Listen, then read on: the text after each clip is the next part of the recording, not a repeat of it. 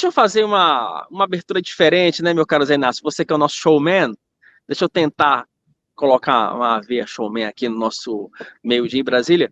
Mas para começar, antes de chamar os nossos convidados, deixa eu colocar pelo menos um trechinho pequenininho de uma abertura que ficou tão marcada no coração, no meu coração, no teu coração, no coração do nosso brasileiro.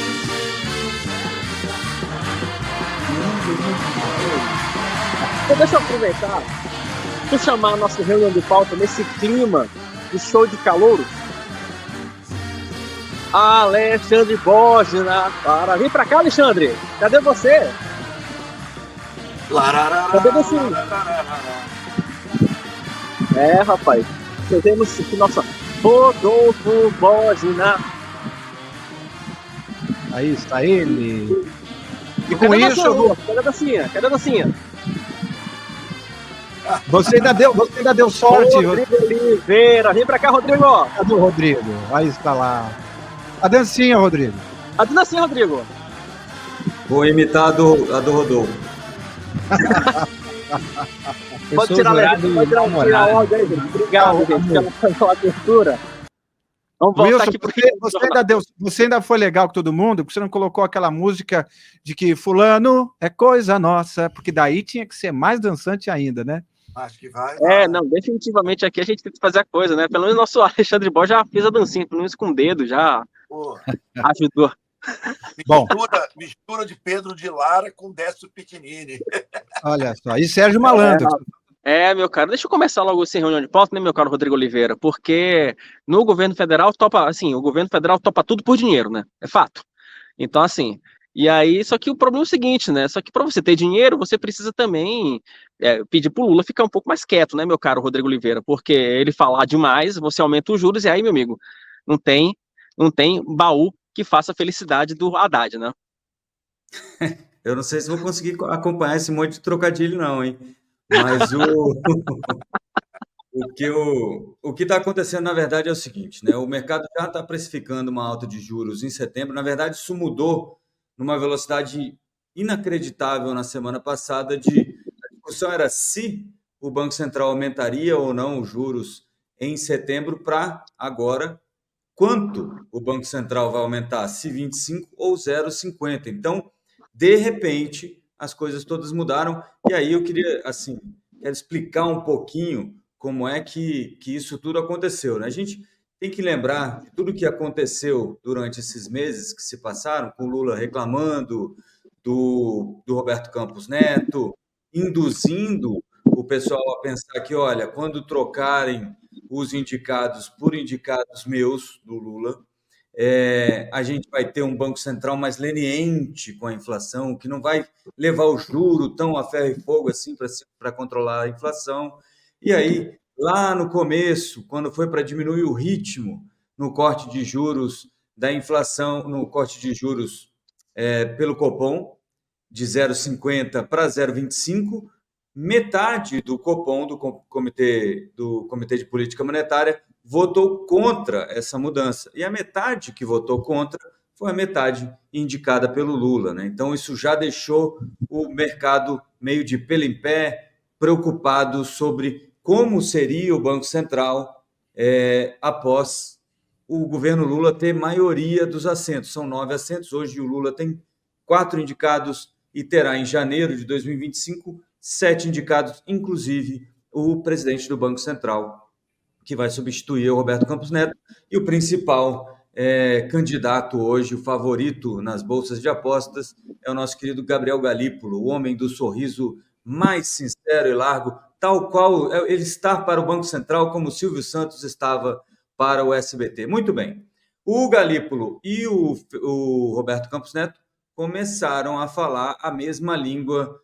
Na semana passada, eu até chamei atenção em um artigo que a gente publicou aí no antagonista.com.br, de que a gente tinha uma nova dupla no Banco Central para defender ou para cantar a alta dos juros.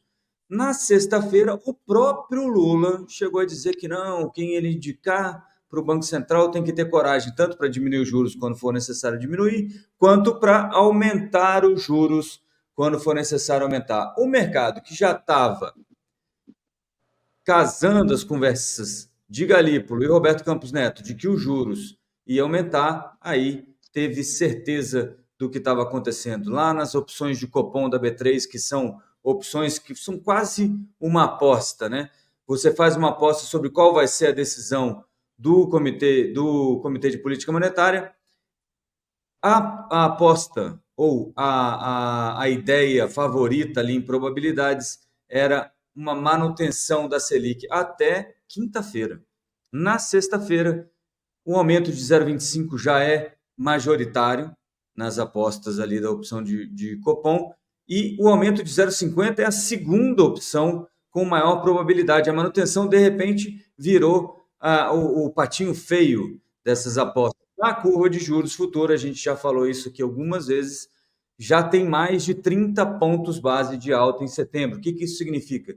Que 0,25 de aumento é dado para o mercado 100% de certeza. A discussão agora é se vai ser 0,25 ou 0,50. Mas note que tudo isso que está acontecendo tem muito mais a ver com a falta de credibilidade dos indicados do presidente Lula.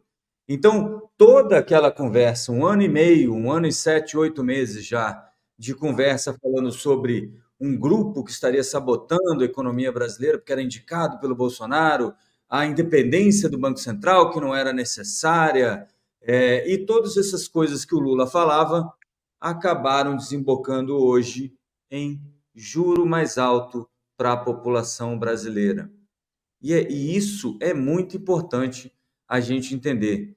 É falta de responsabilidade, é falta de seriedade no cargo de presidente da República. O Lula não pode, não deve e não, espero, não vai continuar fazendo esse tanto de besteira que ele esteve fazendo aí nesses últimos meses. Por quê? Porque no fim das contas, amigo, quem paga, como sempre, somos eu, você e os brasileiros em geral. E desta vez a gente vai pagar com juro mais alto, porque proselitismo, né, como diria o Tite, fala muito, Lula, fala muito. E aí fica difícil de a gente fazer o trabalho que tem que fazer, o Banco Central fazer o trabalho que tem que fazer. Agora o Gabriel Galípolo vai se ver obrigado a subir os juros só para ganhar um pouco de credibilidade com o mercado. Você vê como são as coisas, né? A gente falou disso lá atrás, embora muita gente continue pensando que, não, vocês falam isso, o Rodrigo fala isso porque ele não gosta do Lula. Não é verdade, gente. Eu gosto do Lula, tanto quanto eu gosto do Bolsonaro, tanto quanto eu gosto de qualquer político, que não é muita coisa. Vale a pena deixar claro também. Rodrigo Oliveira, ainda nesse clima de Silvio Santos, enfim, se a gente fosse fazendo aquela brincadeira do qual é a música, Rodrigo Oliveira, com 3 notas, qual é a música que o Lula deveria tocar a partir de agora para tentar resolver essa questão dos juros? Eu vim sem a pintura, você tá ligado, né? Não, você é tão bonito quanto o Pablo, meu amigo. Mas eu acho que o verso seria: dizem que sou louco por pensar assim, viu? Olha só, rapaz. Agora sabe que eu me lembrei de outra coisa? Eu me lembrei agora do nosso Alexandre Borges, porque ele, como é o nosso homem do marketing político, eu fico imaginando aqui, momento fofoca, né? Como é que seria a semana do presidente em tempos de Lula, né? Olha, devia dar um trabo. Olha, seria algo complicado para se fazer, hein, Alexandre Borges? Não seria fácil fazer esse programa nos tempos atuais, hein, amigo? Cara, mas como ele está em terceiro mandato, a gente pode olhar para trás e ver como era feito, né? Cara, eu vou te falar, puxa saco é fácil, entendeu? Quem faz isso, né? Eu graças a Deus, eu nunca fiz. Eu até brinco que eu digo, tudo que eu não tenho eu devo a meu pai, né? Que me ensinou a não fazer essas coisas. Porque eu podia ter ganhado muito dinheiro fazendo, né? Mas não fiz, então tudo que eu não tenho eu devo ao velho. Ver o Silvio Santos, cara, eu tenho idade. O governo militar acabou em 85, eu tinha 15 anos. Então eu vivi uma parte do governo militar, e eu me lembro da semana do presidente do governo militar, entendeu? E era uma bateção de bumbo, elogiando o Figueiredo, elogiando o Geisel, entendeu? Então, o pessoal sabe fazer, entendeu? Puxa saco é mole.